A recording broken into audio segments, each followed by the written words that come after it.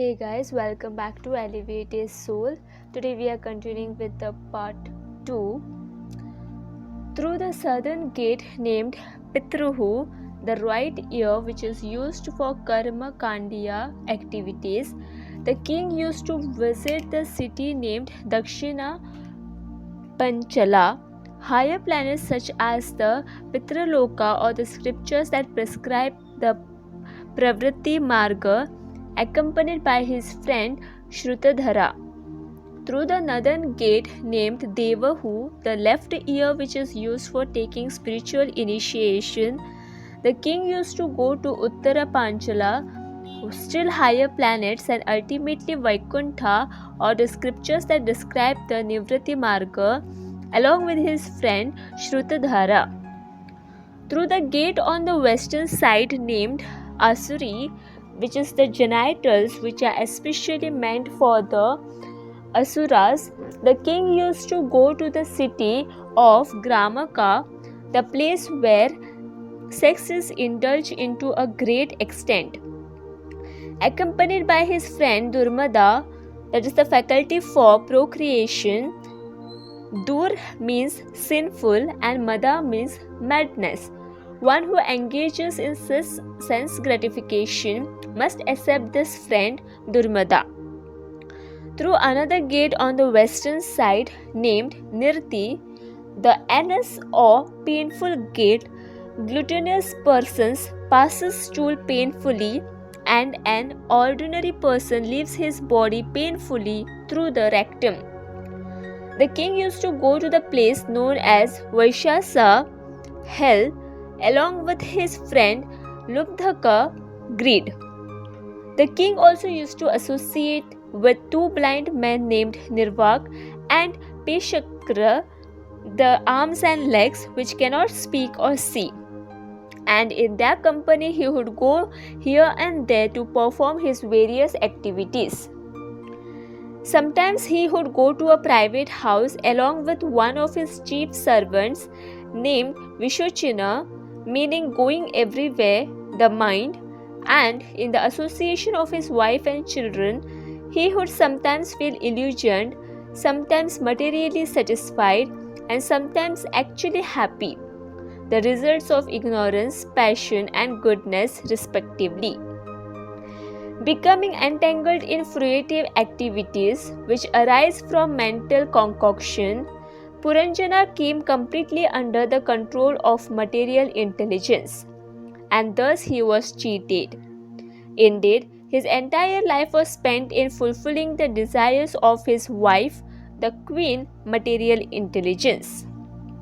When the queen drank, Purañjana drank, and when she dined, he also ate along with her. When the queen sang, Purañjana also sang, and when she cried, he cried too. When the queen laughed, Purañjana would laugh, and when she walked, he walked behind her.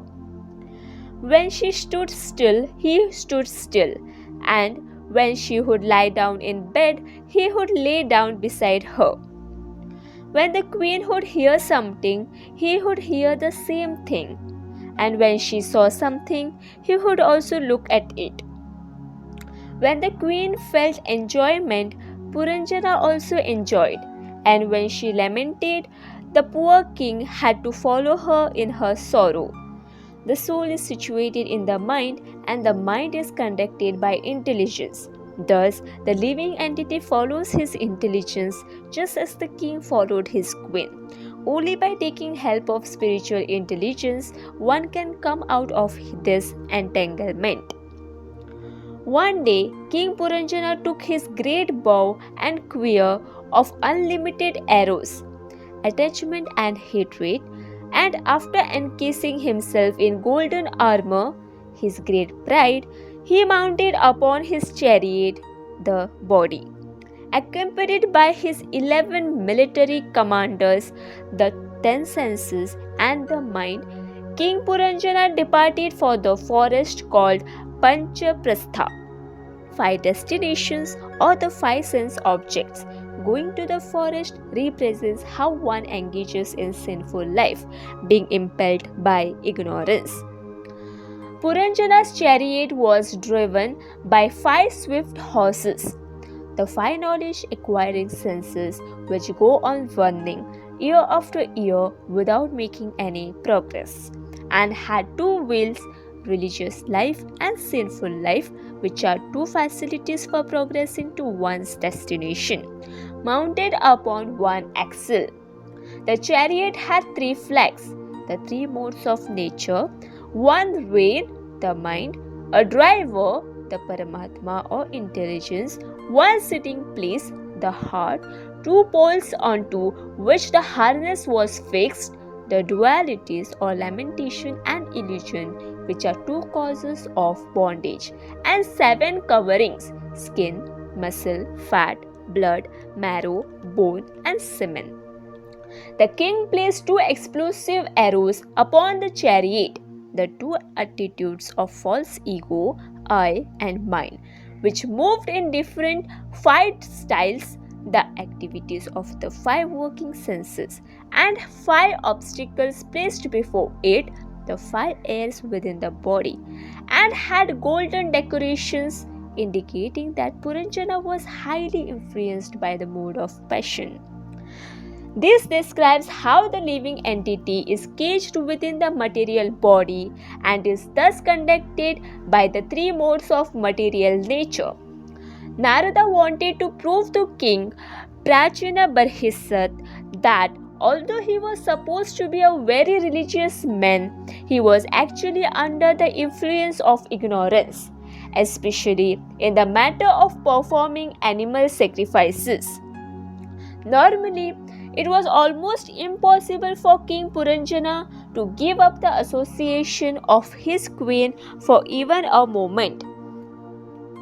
But when he became inspired to go hunting, he left for the forest without even caring for her.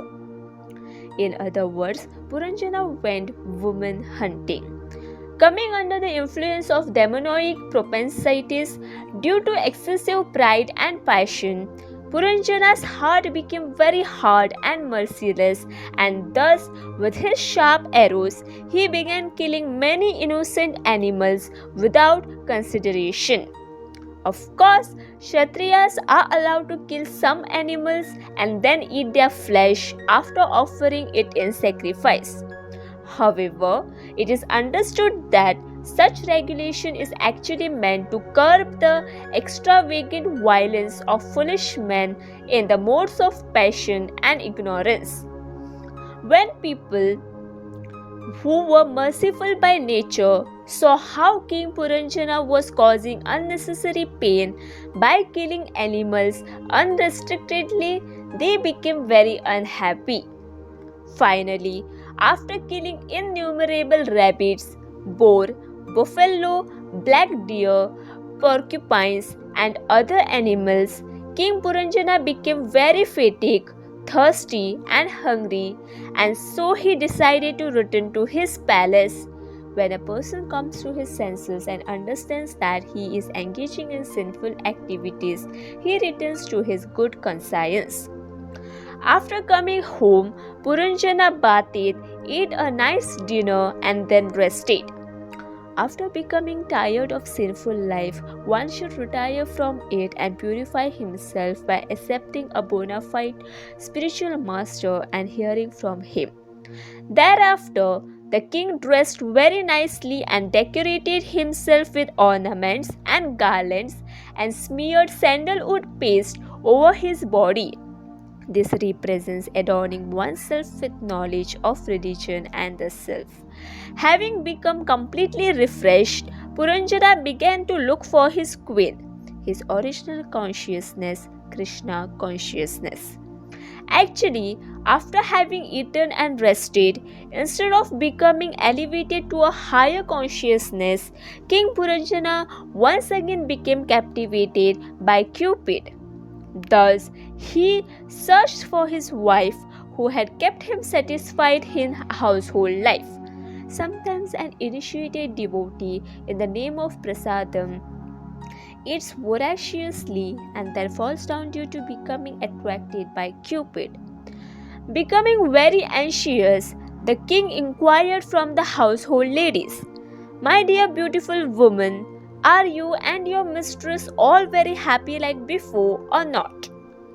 After becoming refreshed by the association of devotees, one consults his mind as to how he can return to his original steady consciousness. "I do not understand why all my household paraphernalia does not attract me like before.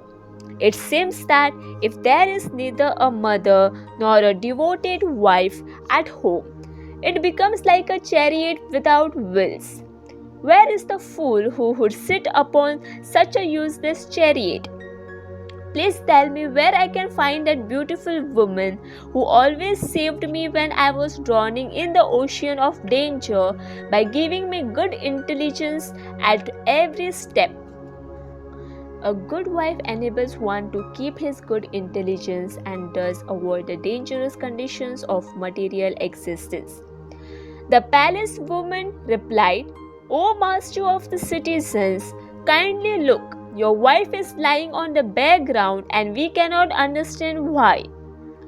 When Purañjana saw how his queen was lying upon the ground like a mendicant, he became very bewildered in mind. He repented for having neglected his good intelligence so that he could engage in sinful activities. Being very aggrieved, he tried his best to pacify her with pleasing words. Surprisingly, she did not display any symptoms of anger, which is the natural characteristic of a woman in love when she is neglected.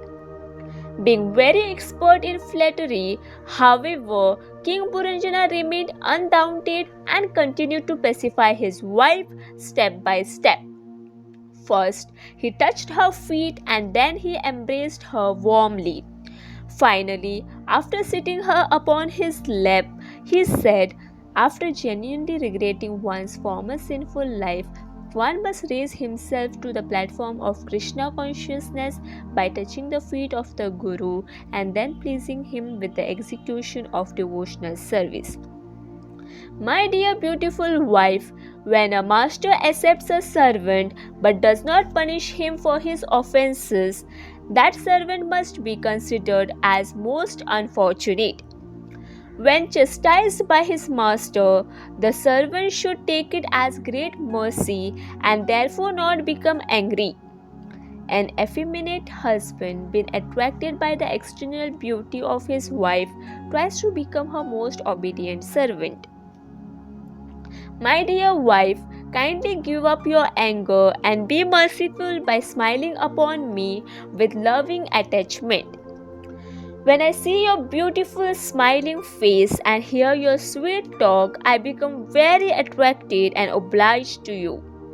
Purañjana is trying to revive his wife's original beauty, just as one tries to revive his original Krishna consciousness, which is very beautiful.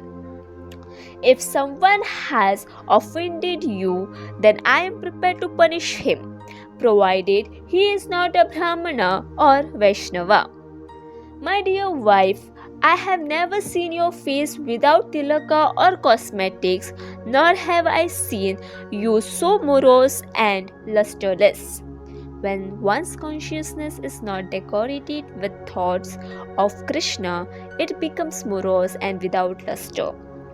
Due to my sinful desires, I went to the forest without your permission, and thus I have certainly offended you. Now, please consider me to be your most intimate subordinate and become pleased with me. I am very much bereaved, and due to being pierced by Cupid's arrows, I feel very lusty. Where is the beautiful woman who would give up her lusty husband and refuse to unite with him?" After thus bewildering her husband and bringing him under control, the queen bathed, dressed herself very nicely, ate her meal, and then returned to him. Upon seeing her beautifully decorated face, King Purañjana very respectfully welcomed his queen, and in return she fondly embraced him. Thereafter, in a secluded place, The queen gave King Purañjana full satisfaction by enjoying sex with him to his heart's content. When one's intelligence is properly utilized, the intellect and the intelligent person enjoy each other with great satisfaction. Being captivated by his beautiful wife, Purañjana lost all good sense, and thus he forgot how the days and nights were passing in such a way that his duration of life was being reduced without profit. After hunting in the forest, which represents sinful life, King Purañjana returned home to a religious household life whereby one can advance towards Krishna consciousness. However, if in household life one simply becomes attracted by sex, then he sinks down deeper into material life. The next part will be continued in the next video. Radhe Radhe.